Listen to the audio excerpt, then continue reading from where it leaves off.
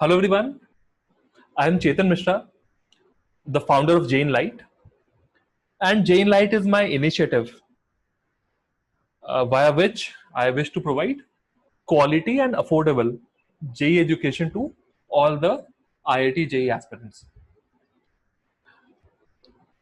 So I'm making this short video to clarify a conceptual doubt जो मेरे काफी सारे स्टूडेंट्स मेरे पास लाया करते हैं.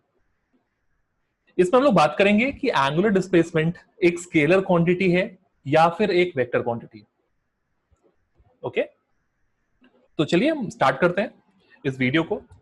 और इस वीडियो में मैं पहले बताना चाहूंगा एक्सियल वेक्टर्स के बारे में. ठीक है, एक्सियल वेक्टर क्या होता है? It is a vector that is along some axis, along an axis. मतलब मैंने कुछ एग्जांपल्स नीचे दिए हुए हैं.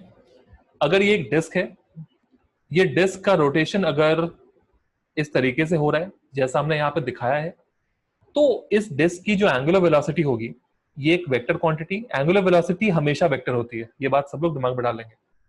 एंगुलर वेलोसिटी का डायरेक्शन निकालने का तरीका बिल्कुल ये जिस सेंस में घूम रहा है इस सेंस की तरफ हम अपने राइट हैंड के फिंगर्स को घुमाएंगे इस तरीके से.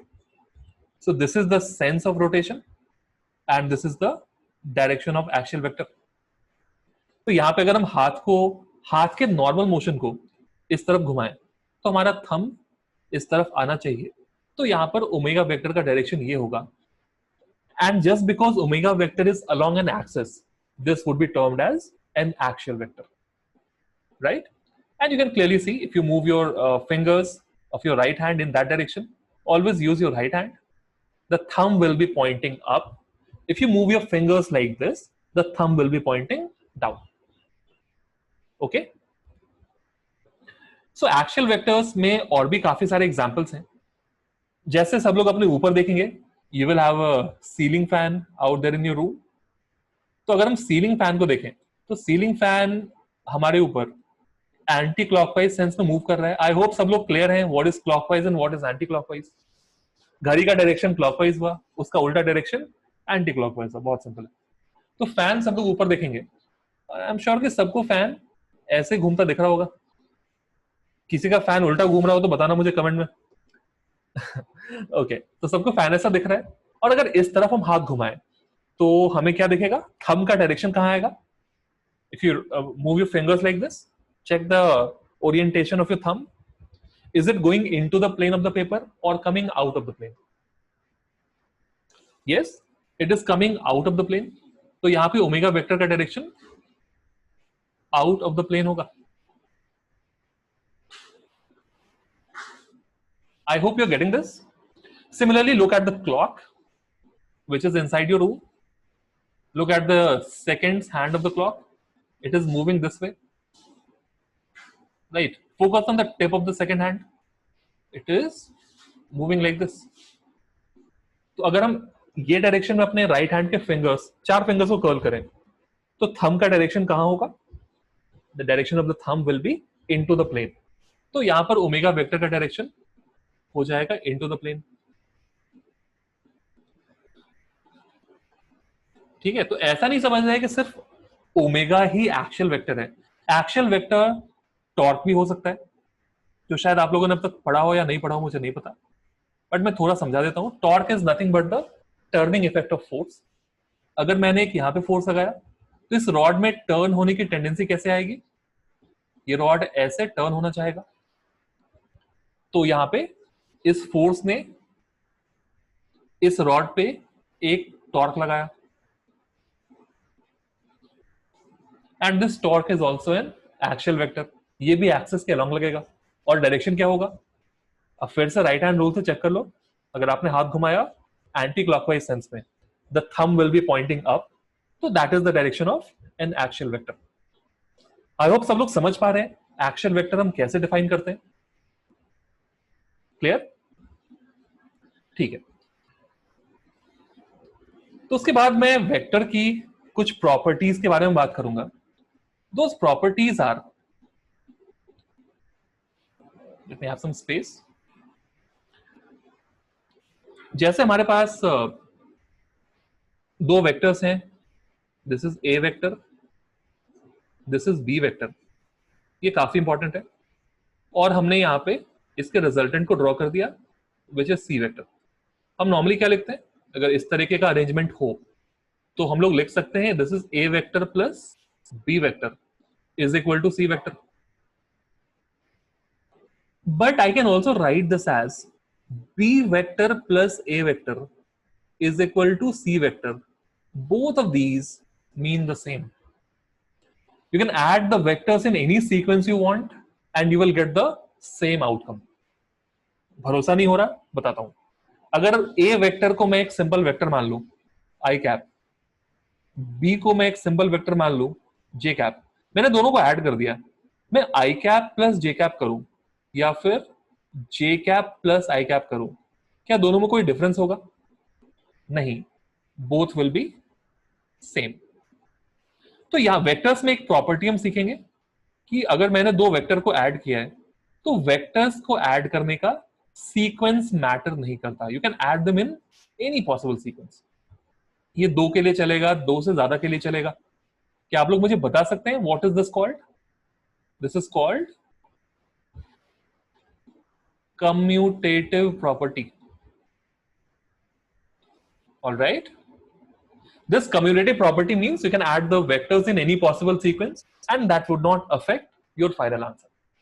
Vectors को commutative property follow करनी ही होती है. This is one of the vector laws of addition.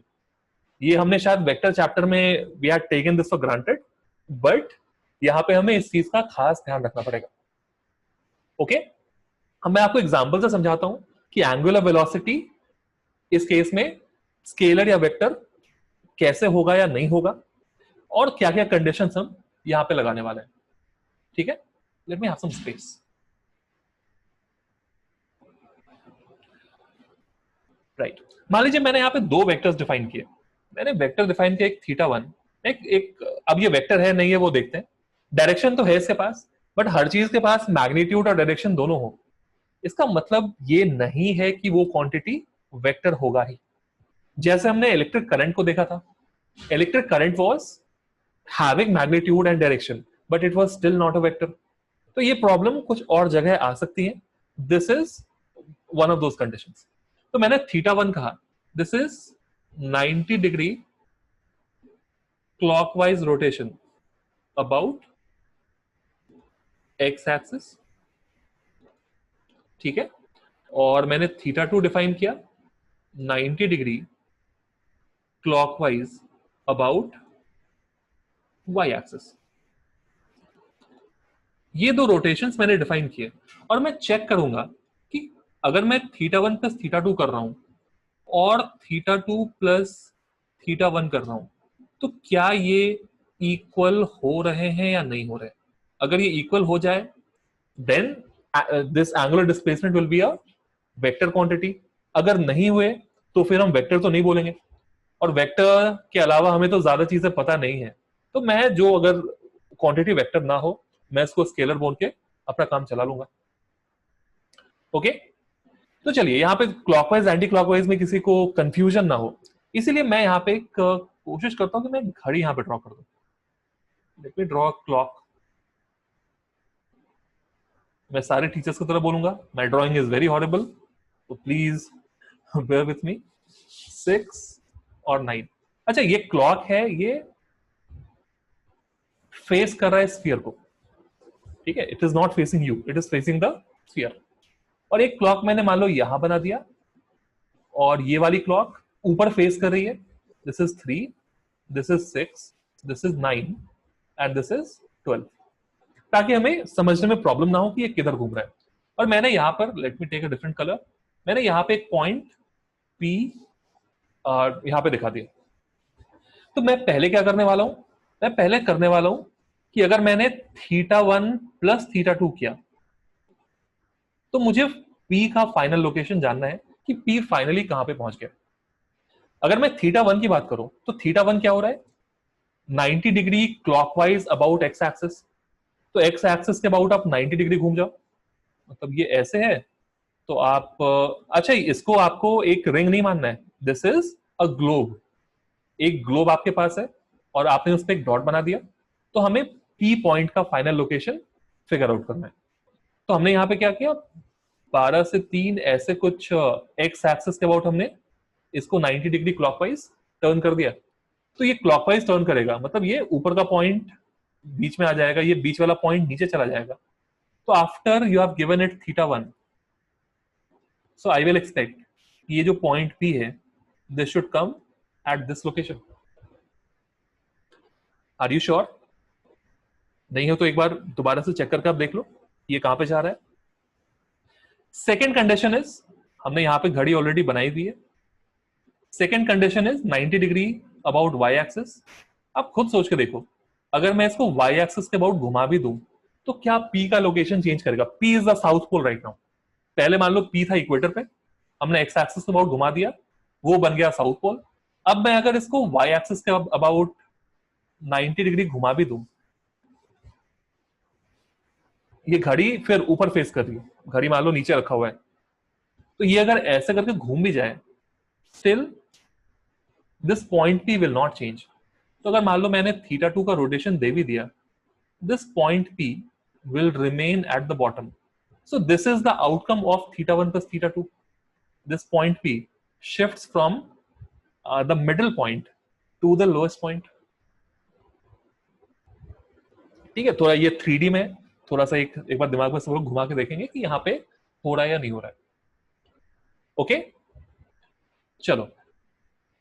तो हमने देखा कि θ1 plus θ2 से हमें आउटकम मिल रहा है कि पॉइंट P नीचे आ चुका है।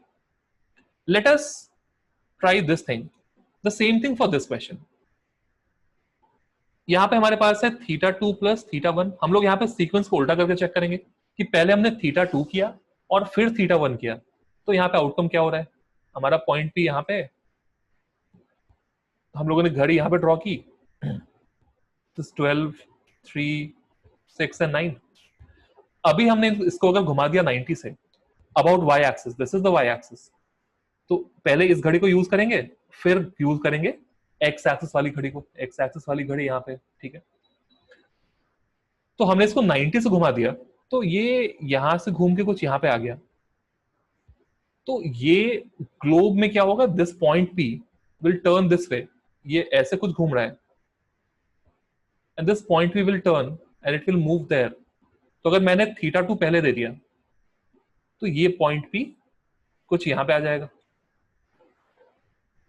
ठीक है। उसके बाद हम लोग क्या करेंगे, हम लोग θ1 देने की कोशिश करेंगे। So θ1 is going to be this. तो ये घड़ी को मान लो मैं फिर से प्लॉट करता हूं। सो this is 12, this is 3, this is 6 and this side should be 9। मैंने θ1 इसको क्लॉकवाइज घुमा दिया, फिर से ये घड़ी इस स्फीयर को फेस कर रही है, ना कि हम लोगों को। सो this is facing the sphere. If U turn it by 90 degree this way, still ये पॉइंट क्या मूव करेगा, ये इसी एक्सिस के अबाउट घूम रहा है, तो एक्सिस वाले जितने पॉइंट्स होंगे दे विल नॉट मूव। तो ये पॉइंट यहीं का यहीं रह जाएगा, ठीक है। तो हमें फाइनल आउटकम क्या मिला, हमें फाइनल मिला आउटकम कि पॉइंट पी यहां पहुंच चुका है। θ1 प्लस θ2 में हमें मिला था कि पॉइंट पी यहां पे पहुंचा था। तो हमें यहां से कंक्लूजन क्या मिल रहा है, that θ1 plus θ2 is not equal to θ2 plus θ1। दोनों से हमें रिजल्ट्स अलग अलग मिल रहे हैं। और हमने बाय द वे θ1 और θ2 की वैल्यू कितनी ली थी यहाँ पे, θ1 भी 90 डिग्री था, θ2 भी 90 डिग्री था। I will encourage all of you to try the same setup by using both the angles as 45 and then try to track कि P का फाइनल लोकेशन कहां जा रहा है, and you will again get that θ1 plus θ2 और θ2 plus θ1 दोनों करने में जो फाइनल लोकेशंस हैं they are at different places। मतलब ये कम्यूटेटिव प्रॉपर्टी फॉलो नहीं कर रहा। Alright, now comes the most interesting part. जानना है, अब इंटरेस्टिंग पार्ट क्या आ रहा है, मैंने थीटा 1 थीटा 2 को सेम डिफाइन किया। अब जस्ट मैं क्या कर रहा हूं, इसको 90 डिग्री के बदले मैं इसको एक बहुत छोटा एंगल डी थीटा का रोटेशन दे रहा हूं।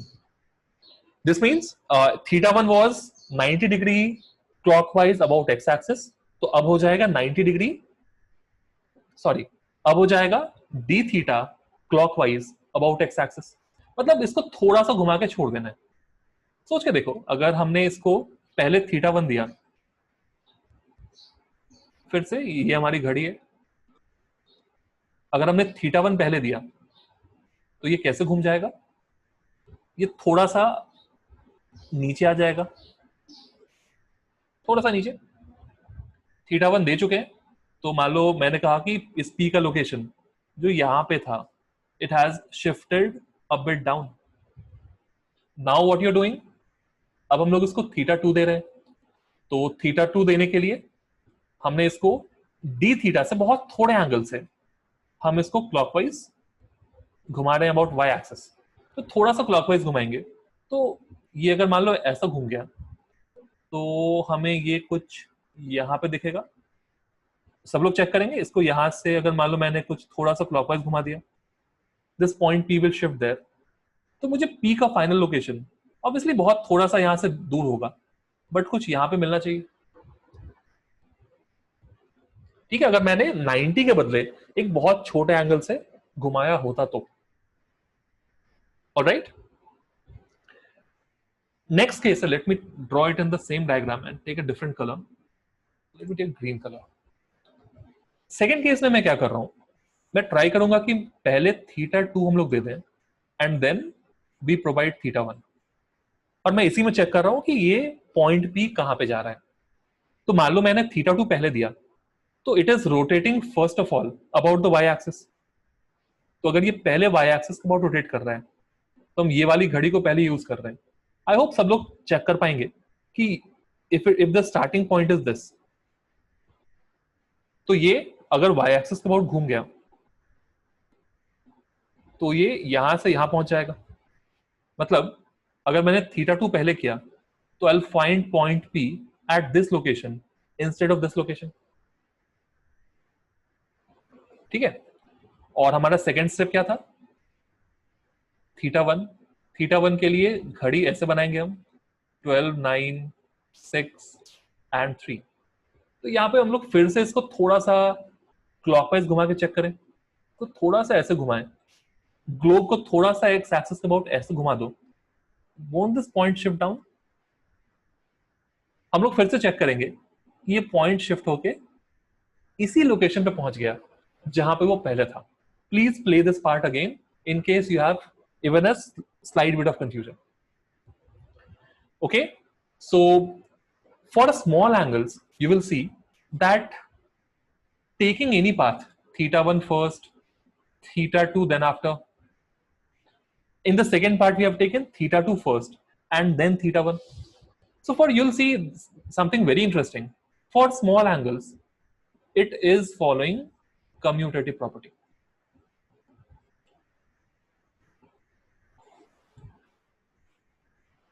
Right? तो इससे कंक्लूजन क्या आता है, कंक्लूजन ये आता है that small angles, if the angular displacement is small. अब स्मॉल कितना स्मॉल ये डिपेंड करता है।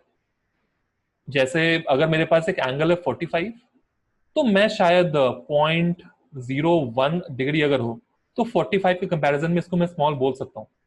बट अगर मेरे पास पहला ही एंगल 0.02 है, तो मैं 0.01 को स्मॉल तो नहीं कह सकता। सो इट डिपेंड्स अपॉन कि इस एंगल को हम किससे कंपेयर कर रहे हैं। नॉर्मली अगर 5% से कम हो तो हम लोग स्मॉल वाला अप्रोक्सीमेशन यूज कर सकते हैं। तो if you talk about a small angle, तो स्मॉल एंगल की बात कर रहे हो तो शायद मे बी कुछ 1 डिग्री से कम टाइप का कुछ। If you talk about small angular displacements, then that would be a vector. If you talk about large angular displacements, that would be a scalar. और मैं इस वीडियो को खत्म करने के पहले आप सबको एक काफी इंपॉर्टेंट चीज बता दूं, एंगुलर वेलोसिटी वेक्टर कैसे होती है। ये वेक्टर इसलिए होती है क्योंकि हम लोग यहाँ पे एक बहुत छोटा सा एंगल का चेंज लेते हैं and then we divide it by time, so this ratio becomes a vector. So this is an instantaneous angular velocity, ये वेक्टर होगा. बट जब हम एवरेज एंगुलर वेलोसिटी लेंगे तो एवरेज एंगुलर वेलोसिटी क्या होगा? A bigger change in angle divided by a bigger change in time. So tell me, will this value be a scalar or a vector? This will be a scalar and this quantity will be a vector, because if you differentiate a vector, then only you get a vector. If this quantity is a scalar and you divide it by time, तो किसी तरीके से हमें vector quantity तो नहीं मिल सकता. Okay, so this is a way in which we conclude that large angles are scalars and small angles are vectors. Small angles mean small angular displacement. Small angular displacement is a vector quantity and large angular displacement is a scalar quantity. Okay, I hope that you have learned something. Please watch the video again in case you are not very clear with it. I thank you all for watching this video.